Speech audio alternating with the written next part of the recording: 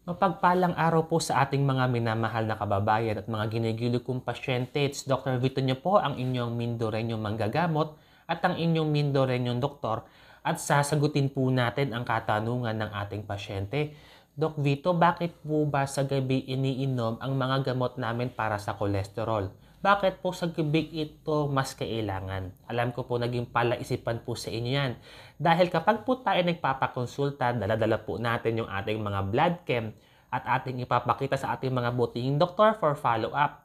Then pagkatapos po niyan, pag sinabi po niya mukhang tumataas po ang ating bad cholesterol, maliban po sa ating mga payo na binibigay po sa kanila kung ano ang kanilang dapat gawin, ehersisyo, tamang pagkain at tamang lifestyle, nagbibigay po tayo ng gamot para sa cholesterol. Pero bakit nga po ba sa gabi po ito dapat inumin? So ating alamin po yan ha. Kapag po tayo ay umiinom po ng gamot sa cholesterol, ang ating tinatarget po dito ay yung mga bad cholesterol po para hindi po ito makasama sa ating katawan, hindi po siya pagmulan ng iba't ibang uri po ng sakit. Dahil ito po ay pwede pong makauwi sa coronary artery disease kung saan po naapektuhan ng ating puso, at ganoon na rin po para maiwasan po natin ang mga sakit po gaya po ng stroke. Ito po yung mga napapansin yung mga gagamot. For example po na common po ay simvastatin. Yung statin po works in two ways po yan. Ini-inhibit po nila yung mga enzyme na kailangan po ng ating katawan para makapag-produce po ng cholesterol. At ang pangalawa po is maiiwasan po natin ang paglagana po ng plaque para na ito po yung bumabara po sa mga ugat natin sa puso, mga kaibigan. At syempre, kung tayo po ay natutulungan ng gamot, may iwasan po natin yung mga common na karamdaman gaya po ng heart attack at yung stroke. So ano po yung mga available prescriptions natin na naririnig sa ating mga butihing doktor? Ito po yung mga gamot na napapansin niyo po sa mga reseta. Number 1, sunod po natin ha. May mga simvastatin, lovastatin, fluvastatin, atorvastatin, rosuvastatin at pravastatin at iba pa. Ito po kasi kapag tinake po natin, meron po itong 24 hours po para gumana po sa ating katawan. Depende po kung anong dose, kung anong route, at the same time, kung ito po ba'y kailangan po natin inumin ng twice a day. Ito pong statin ay mas maganda po kung tayo po ay umiinom nito pagkatapos po natin kumain. At ito po ay isa sa mga reason kung bakit po ang cholesterol making enzyme po ay mas aktibo po ito sa gabi. So napapansin nyo po, yung mga gumagawa ng cholesterol, pupulos ng cholesterol po, yung mga enzymes, mga parte ng ating katawan, ito po ay mas lalo po itong lumalagana po or mas lalo dumadami po sa gabi, mas aktibo po sila, kaya dapat po sa gabi po tayo umiinom po ng gamot sa cholesterol.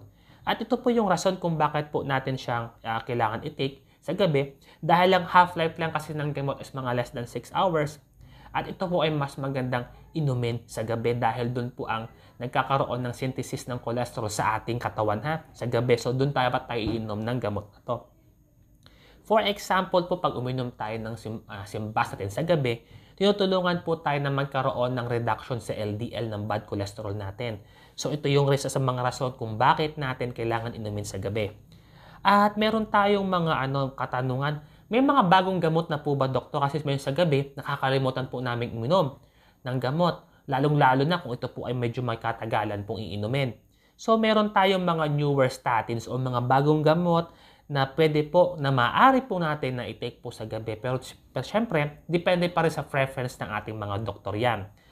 Pwede tayo mag-take ng atorvastatin, rosuvastatin, at yung isang pinakabagong gamot na extended release na fluvastatin kung meron po tayo sa Pilipinas.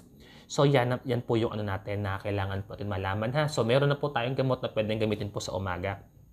At ano po dapat yung may mga kailangan yung malaman kapag iinom tayo ng mga gamot sa cholesterol? Para mas maging effective po ito, mas maganda kung ito po ay regular po natin tinitake sa oras po na sinabi at pinayo po ng ating mga doktor. At kung ano po mga dapat nating malaman sa gamot, atin lang po ito isang guni sa mga doktor, i-follow natin yung kanilang mga instruction para hindi po tayo mapahamak. At sabi nga nila dito is consistency matters po. So mas maganda po ito kung magkaroon tayo ng pagpili ng tamang oras ng pag-inom, at dapat alamin po natin na mas magiging effective ito kung ito po ay parehas na oras po nating inumin sa araw. At ano po ba yung mga substance na pwede po mag-interact or pwede sa ating mga ininom na pang anti-cholesterol? May nabanggit po dito yung mga grapefruit juice na pwede po maka-apekto po sa gagamot ng simvastatin sa ating katawan ng mga pang cholesterol po natin. Kasi mas lalo po ito nagkakaroon ng risk for muscle breakdown, mga liver damage, tapos kidney failure po. So, atin lang po muna isang guni po to sa ating mga doktor kung kailangan po ba ito samahan ng mga herbal supplements at mga over-the-counter medicines. At yung mga ibang nire-reseta ng ating mga doktor kung wala po itong interactions doon sa pag-inom natin ng pang-anti-cholesterol. At syempre po, natatakot tayo, may mga side effects po ba yung mga gatong gamot? Mga common naman po, pero hindi naman po sa lahat ng pasyente na nangyayari ito. Pwede tayo magkaroon ng mga muscle pains, joint pains, pagsakit ng mga kasukasuan at ating mga kalamnan, pagkahilo po at pagsakit ng ating ulo. So yan po yung mga dapat natin tandaan. May mga ibang paraan pa po ba tayo para ma-reduce or mabawasan ang cholesterol sa ating katawan? Yes po, meron.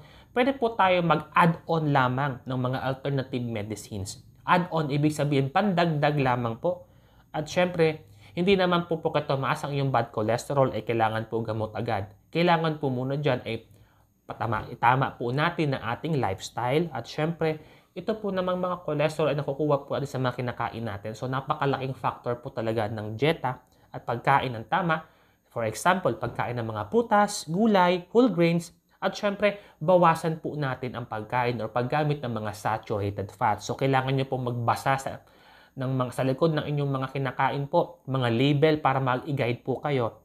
At syempre, pwede po kayo magdagdag po ng mga pagkain na rich in omega fatty acids kaya po ng isda po natin. So, napakayaman po namin sa probinsya dahil ang isda po dito ay kahit saan nyo lang po makukuha. Iwas din po tayo mga kapatid sa mga paggamit ng mga refined sugars po natin, yung mga refined carbohydrates po ha. At huwag niyong kalimutan mag-exercise as your daily routine para po matulungan po maging active ang inyong katawan, mga kaibigan. So ito po yung kasagutan po sa katanungan ng ating mga minamahal na pasyente. Ang ating dictum dito dahil sa gabi po, sa hapon po, mas nagkakaroon ng synthesis po ng ating cholesterol kaya po mas maganda at mas mainam ayon sa pag-aaral na ang mga cholesterol po na gamot ay iniinom po natin sa gabi. So nawa po natutunan niyo po ang ating mga katanungan na yan at sa mapagpalang araw po sa ating lahat.